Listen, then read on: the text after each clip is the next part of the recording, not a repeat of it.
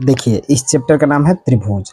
और त्रिभुज में हम लोग जैसे 9वीं क्लास में हम लोग पढ़े थे सर्वांगसम त्रिभुज कैसे निकाले, यानी एक दूसरे को सर्वांगसम सिद्ध करना इस टाइप में, ठीक है। लेकिन इसमें 10वीं क्लास में बस एक ही पोर्शन दे रखा है, क्या, समरूप दिखाने को। थोड़ा सा आगे बढ़ गया है ना, समरूप दिखाना। समरूप क्या होता है, एक ही रूप, जैसे नहीं एक ही रूप के होंगे, जैसे मान लीजिए कि ये कोई चतुर्भुज है, ऐसा ही एक और चतुर्भुज बन जाए, ये दोनों एक दूसरे के समरूप है। जबकि हम लोग सर्वांगसम सिद्ध करने देते दो तीन तरीके होते थे कि साइड एंगल साइड हो, चाहे एंगल साइड एंगल हो, चाहे आरएचएस हो। इस नियम के हिसाब से हम लोग सिद्ध करते थे कि हाँ ये एक दूसरे के सर्वांगसम है, ठीक है। लेकिन समरूप में हमें क्या, एक रूप के हो। जैसे मान लीजिए कि मैंने कोई इमोजी बना दी, इधर एक छोटा सा इमोजी बना दिया, ठीक, ये इस तरीके से, ये और ये एक दूसरे के क्या कहलाएंगे, समरूप। एक ही रूप के दिख रहे हैं आपको तो ये समरूप है, ठीक है। तो यही हमें पढ़ना है और इसमें शर्त होती है समरूप दिखाने के लिए। इसमें दो एंगल को समान दिखा के, एंगल एंगल नियम ही हमें पढ़ने को मिलेगा। एंगल एंगल नियम से समरूप दिखाते हैं। जैसे मान लीजिए कि ये कोई ये इतना ये छोटा सा त्रिभुज है एक, और एक छोटा सा ये वाला त्रिभुज, ठीक। ये एंगल हो और ये एंगल दोनों समान हो जाए और ये एंगल इसके समान हो जाए, तो ये एक दूसरे के क्या होंगे, समरूप होंगे। बस लिखने का तरीका ध्यान रखिएगा। जैसे मान लीजिए कि मैंने लिखा ABC, यहाँ पर लिखा है PQR, ठीक है। तो त्रिभुज जो ये त्रिभुज ABC जो होगा, यह समरूप होगा किसके, त्रिभुज PQR के। ऐसे ऑप्शनल में MCQ टाइप में क्वेश्चन अक्सर पूछा जाता है कि ABC त्रिभुज PQR, ये जो साइन होता है ये समरूप का साइन है। किसका है, समरूप का चिन्ह, ठीक है। जबकि हम लोग सर्वांगसम में पढ़े थे तो कैसे होता था, सर्वांगसम में हम लोग पढ़े थे, सर्वांगसम में तो वो दो बराबर का चिन्ह देके ऊपर से ऐसा निकल के आता था, ठीक है। जबकि समरूप के लिए हमें एक सिंगल लाइन दे देना होता है, ठीक। तो देखिए MCQ टाइप में दो त्रिभुज दे दिया ऐसे, और कहेगा कि इसमें से बताइए कौन सा ऑप्शन सही है। तो जैसे ABC त्रिभुज PQR के समरूप है, चाहे ऐसे दे देगा ABC समरूप हो जाए त्रिभुज QPR, त्रिभुज ACB समरूप हो जाए त्रिभुज PQR के, इस टाइप में। ऐसे ही कोई तीन एक और ऑप्शन दे देगा, ठीक। और पूछ देगा कि बताइए इसमें से कौन सा सही है। तो ध्यान रखिएगा, जैसे देखिए हमने ABC लिखा है, क्यों, क्योंकि PQR यहाँ ये वाला कोण जो है इस कोण के बराबर है और ये वाला कोण इस कोण के बराबर है। इस तरीके से जो ऑप्शन सही होगा इसका, ये पहला वाला ऑप्शन ही सही होगा कि ABC जो है PQR के समरूप है। क्योंकि ऐसे घुमा फिरा के क्वेश्चन दे देता है, ठीक। नाम लिखने में ही अक्सर हम लोग क्या कर देते हैं, गलती कर देते हैं, तो ध्यान रखिएगा। चलिए इसमें हमें पढ़ना क्या है कि जैसे एक त्रिभुज है, जैसे यहाँ पर देखिए एक त्रिभुज है, ठीक, ABC और BC के पैरेलल यदि यहाँ पर कोई एक लाइन खींची जा रही है, कोई लाइन EF मान लीजिए, चलिए EF मान लेते हैं। तो ये जो समांतर होगी BC के समांतर होते हैं, किसके, BC जो उसके समांतर होगी ये EF। तो जब समांतर रेखा खींची जाती है वो समांतर रेखा इसे एक निश्चित अनुपात में बांटती है, एक निश्चित रेशियो में बांटती है। यानी कि AE और बटे जो होगा EB बराबर ये AF बटे FC के अनुपात में बांटेगी। हमें इसका थ्योरम जो है सिद्ध करने को भी है सिलेबस में, लेकिन सिद्ध करने को एक से एग्जाम में नहीं पूछा जाएगा, इस पर क्वेश्चन बना के पूछा जाता है। अक्सर बहुत घुमावदार प्रश्न करके पूछा जाता है। इसमें से कोई मान दे दिया होगा, कहेगा इसका मान ज्ञात कीजिए। तो बताइए जब ये AE और EB का रेशियो AF और FC के बराबर हो गया, तो इससे हमें हल करेंगे तो खूब आसानी से निकालेंगे। AE जो है ये पूरे AB के रेशियो के बराबर होता है और AF जो है पूरे AC के भी बराबर हो जाता है, ठीक है। ध्यान रखिएगा। चलिए देख लेते हैं, उसी पर प्रश्न है।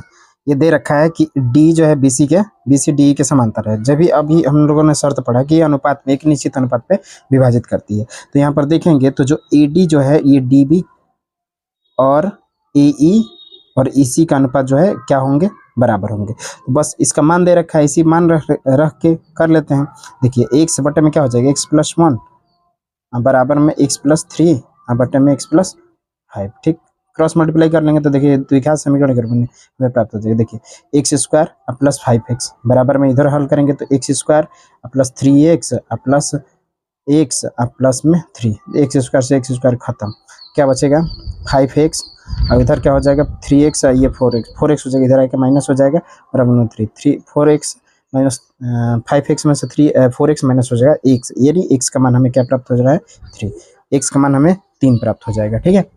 वैसे ये वाला थोड़ा सा घुमावदार प्रश्न है, दिया हुआ है, इसको कर लेते हैं। एक्स का मान हमें 3 प्राप्त हो जाएगा, तो यहाँ रख के निकाल लेंगे कि सबका अलग अलग भुजाओं का मान हम लोग निकाल लेंगे खूब आसानी से। एक्स की जगह पर 3, तो एक्स प्लस 1 ये 4 हो जाएगा, वो 7 हो जाएगा, 6 हो जाएगा, ये 3 5 8 हो जाएगा। वैसे ये एक प्रश्न दे रखा है, इसमें दिया है कि ए बी और ई डब्ल्यू क्या है, एक दूसरे के समांतर दे रखे हैं। तो समांतर है तो खूब आसानी से हम कर लेंगे कि पूरे का अनुपात ए डब्ल्यू, डी ए और ए ई और डी बी और डी बी और बी डब्ल्यू का अनुपात समान होगा। लेकिन इसमें ध्यान देखिए, डी डब्ल्यू का मान दे रखा है, पूरा यहाँ से लेके यहाँ तक का मान दिया है। तो क्यों ना हम जो ये फार्मूला है कि ए डी ए और ए ई के जगह पर डी ए और डी ई का ही हम लोग निकाल लेते हैं, समानुपाती कर लेते हैं। डी ए बट्टे में डी ई, ये भी तो बराबर हो जाएगा डी बी और बट्टे में किसके, पूरा डी डब्ल्यू के, डी बी बटे डी डब्ल्यू के। ठीक है, तो डी ए का मान दिया हुआ है, डी ए का मान दिया हुआ है, डी ए या ए डी, देखिए उल्टा लिख के रखा है ना, कंफ्यूज हो जाएंगे। ए डी का मान या डी ए मान समझ लीजिए, कितना दिया है 4 सेंटीमीटर है, और डी ई का मान भी दे रखा है आपका 12 सेंटीमीटर, और डी बी का मान कितना दिया है भाई, डी बी का मान तो हमें ज्ञात ही करना है ना, और इसका मान दे रखा है 24 सेंटीमीटर। ठीक, खूब आसानी से 12 से ये कट जाएगा 2 बार में, यहाँ से डी बी का मान निकालना होगा। डी बी का मान कितना हो जाएगा, 4 गुणे 2, 4 गुणे में 2, 4 दूना का 8 सेंटीमीटर। डी बी का मान कितना हो जाएगा 8 सेंटीमीटर। ठीक, ध्यान रखिएगा। चलिए 8 सेंटीमीटर इस तरीके से निकालना होगा। ठीक, और इसमें जो है क्वेश्चन सिद्ध करने को बताइए, जैसे मान लीजिए कि यही वाला क्वेश्चन है। चलिए एक क्वेश्चन लिखते हैं और उसको दिखाते हैं कैसे सिद्ध करने को दिया जाएगा। ठीक है, देखिए यही प्रश्न दे रखा है सिद्ध करने को। सर दिए है एल एम जो है सी बी के क्या है, समांतर है। तो देखिए त्रिभुज कौन सा ले लेते हैं, त्रिभुज ए बी सी, हाँ ए बी सी ले लेते हैं, ए बी सी से ये समांतर दे रखा है, एल एम और सी बी एक दूसरे के समांतर है। तो जब ए बी सी से लेंगे तो हमें दिखेगा समांतर दिया हुआ था, निश्चित अनुपात में कटेगा ही। तो देखिए क्या निकल रहा है इससे, ए एम जो है और एम बी का, ए एम और एम बी का अनुपात जो है बराबर हो रहा है किसके, ए एल और एल सी के अनुपात के बराबर, ए एल और एल सी के। ठीक, पुनः देखेंगे कौन सा त्रिभुज, नीचे वाला त्रिभुज ले लेते हैं, ए डी और सी से, ए डी सी से देखिए, ए डी सी से देखेंगे तो ए एन जो है और एन डी के साथ और ए एल पुनः एल सी के साथ अनुपात को साझा कर रहा है। ठीक है, ये देखिए इसको मान लेते हैं समीकरण 1 और इसको मान लेते हैं समीकरण 2। तो समीकरण 1 और समीकरण 2 को तुलना करने पर देखिए आपको सीधा सीधा निकल जाएगा, समीकरण 1 और 2 की तुलना करेंगे, जब तुलना करने पर तुलना करेंगे देखिए दोनों ए एल और एल सी के अनुपात के बराबर है। तो यहाँ से निकल के आपका क्या आ जा रहा है, ए एम बटे में एम बी बराबर ए एन बटे में एन डी। लेकिन हमें तो ये सिद्ध करना ही नहीं है, हमें ए एम बटे एम बी करना, ए बी करना, सॉरी ए एम बटे ए बी, यानी कि ए एम और पूरा ए बी के बराबर सिद्ध करना, मैंने ए एम बटे में एम बी यानी कि उसका अनुपात लेना है। तो हमें तो आ रहा है ए एम बटे एम बी आ रहा है, यानी कि हम क्या करते हैं, चलिए इसको थोड़ा सा यूनिक काम करते हैं, क्या दोनों पक्षों में एक जोड़ देते हैं, लेकिन पहले रिवर्स करते हैं, व्युत्क्रम लेके व्युत्क्रम इसका कर लेते हैं।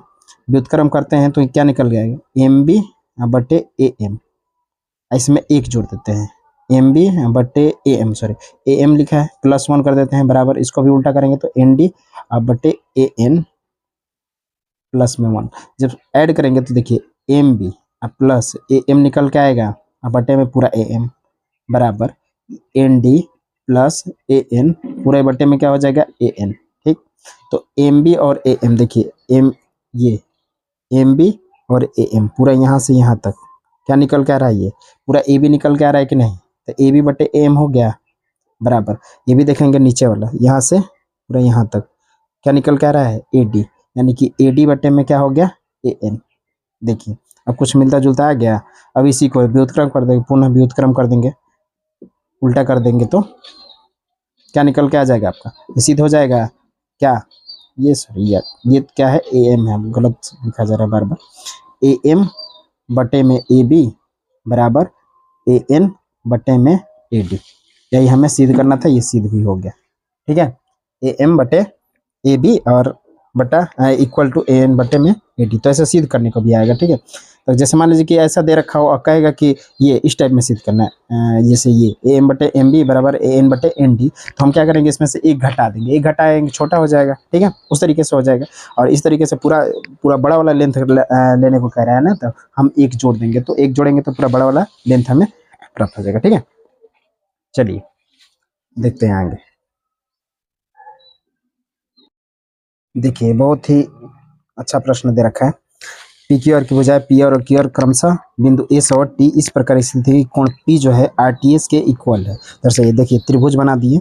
चलिए इसको दर्शाना है, इस प्रकार से चित्र बनाना है कि आर टी एस जो है आर टी एस कोण पी के बराबर हो। चलिए तो यहाँ लिख देते हैं। चलिए पी, यहाँ पी लिख देते हैं, यहाँ क्यू लिख देते हैं और यहाँ पर आर लिख देते हैं। जैसे मान लीजिए कि यहाँ एस और टी होगा, यहाँ टी मान ले, हाँ चलिए टी यहाँ मान लेते हैं, एस यहाँ। कोण पी जो है ये वाला कोण आर टी एस यानी इस कोण के क्या है, इक्वल है। ठीक, हमें क्या करना है, इसको दिखाना है कि ये समरूप है। कौन, कोण आर पी क्यू और कोण कोण त्रिभुज आर पी क्यू और त्रिभुज आर टी एस यानी कि आर पी क्यू ये बड़ा वाला त्रिभुज और ये छोटा वाला आर टी एस वाला त्रिभुज, दोनों क्या है, एक दूसरे के क्या है, समरूप है। समरूप दिखाने के लिए हमें दो बार एंगल समरूपता दिखा देंगे, खूब आसानी से हो जाएगा। एंगल दो ही एंगल दिखा देते हो, तीसरा तो ऑटोमेटिक इक्वल हो जाता है। ठीक है, तो देखिए यहाँ पर देखेंगे तो आरपीएस एक तो दे ही रखा ना कि कोण पी और कोण आरटीएस एक दूसरे क्या है, इक्वल है, यानी इसको नाम रखेंगे तो कोण R P Q, R P Q यह इक्वल है किसके, कोण आर टी एस के। एक तो एंगल इक्वल हो गए ऐसे ही, और एक क्या दिख रहा है आपको, ध्यान दीजिए, ये तो गिवन है ना, दिया हुआ है। ठीक, और एक कोई दिख रहा है, बताइए। यहाँ पर देखेंगे तो कोण आर जो है एक दूसरे में क्या है, एक दोनों में कोण आर इस त्रिभुज, ये छोटे वाले त्रिभुज का भी देखेंगे चाहे बड़े वाले त्रिभुज के लिए कॉमन एंगल दिख रहा है। कौन सा कोण, कोण आर, यानी कोण पी आर क्यू ये भी इक्वल है किसके, कोण एस आर, एस टी नहीं, एस आर टी के, एस आर टी के। ये क्या कहेंगे, उभयनिष्ठ कोण हो जाएगा। उभयनिष्ठ कोण, उभयनिष्ठ कोण है, उभयनिष्ठ कोण बराबर हो गया। तो ये दोनों दिख रहे एंगल नियम से क्या हो जाएंगे, नियम से ये समरूप हो जाएंगे। कोई दो एंगल हम दिखा लेते हैं तो हमारा एक दूसरे के समरूप सिद्ध हो जाता है, यानी कि त्रिभुज आर पी क्यू ये समरूप हो जाएंगे त्रिभुज आर टी एस के। ठीक है, एक दूसरे के क्या हो जाएंगे, समरूप हो जाएंगे। नहीं, दो एंगल हमारा इक्वल हो गया तो आर टी एस ये कौन सा, R P Q R T S और पी आर क्यू और एस आर टी ये कॉमन एंगल। ठीक है, दोनों के लिए कॉमन एंगल और एक गिवन है, तो हमारा क्या हो गया, एक दूसरे के समरूप हो गए। ठीक है, चलिए इस प्रकार से ये त्रिभुज चैप्टर से जो भी ऐसे क्वेश्चन बनेंगे खूब आसानी से कर लेंगे। बाकी आप 9th क्लास में सर्वांग समवाला पढ़े ही हैं, उसके हिसाब से भी हम लोग कर देते हैं। दो एंगल इक्वल दिखा देंगे और भुजाएं होंगी तो उनका रेशियो इक्वल दिखा करके खूब आसानी से हम लोग कर सकते हैं। ठीक है, चलिए मिलते हैं।